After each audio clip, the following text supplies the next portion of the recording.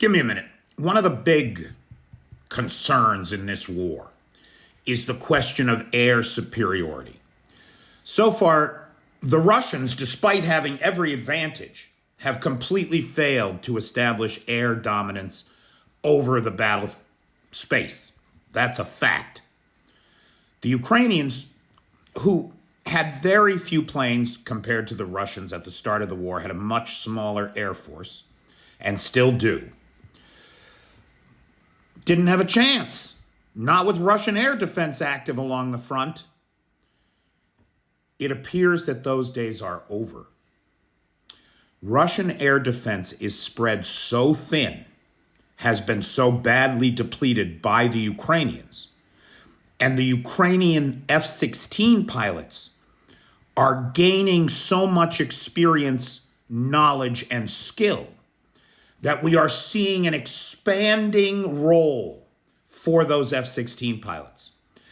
Today, the F-16 pilots aren't merely shooting, not that this is an easy thing to do, I want to point out, not merely shooting down missiles and drones as they come in from Russia, no.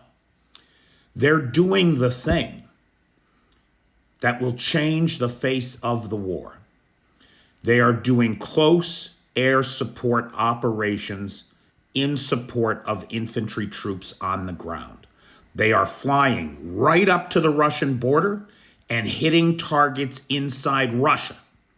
We have a couple examples of that here today. So this is all within the last 24 hours. Today is what, May 30th of 2025.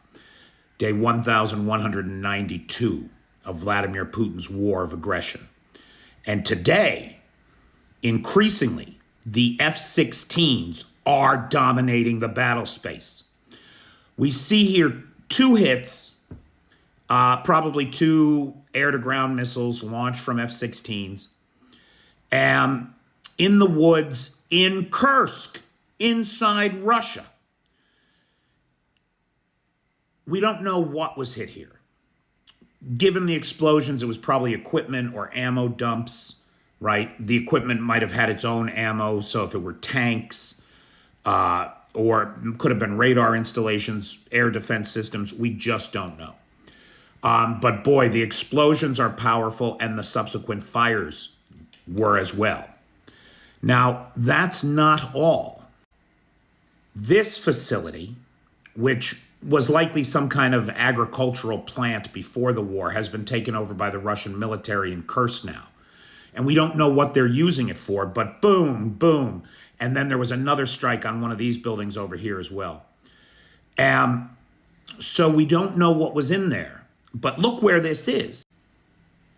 These are the geolocated areas of these attacks, all inside Russia. For the F-16s to make these bombing runs, they would have had to fly basically right up to the front line, well within range of Russian air defense.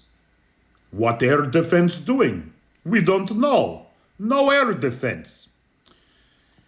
And that's because the Ukrainians have been so focused on air defense. We just saw another Strela 10 lost and a Book M1. These systems are expensive, hard to replace, and their crews are harder to replace. So what we're seeing is an evolution of a new capability for the Ukrainians. The ability to use the fighter jets to support ground operations and take out essential targets inside of the enemy territory. The potential that this has to support the efforts of the Ukrainians on the ground is extraordinary and should not be overstated. I'm not calling this a game changer. But in terms of Ukraine's ability to degrade the enemy's ability to prosecute the war, this is a leap forward. This is a leap forward. I want to thank Big D, who is the sponsor of this video. Big D joined the Patreon at the C Babies level or higher. And so I thank him every month with a video sponsorship. Thanks, Big D.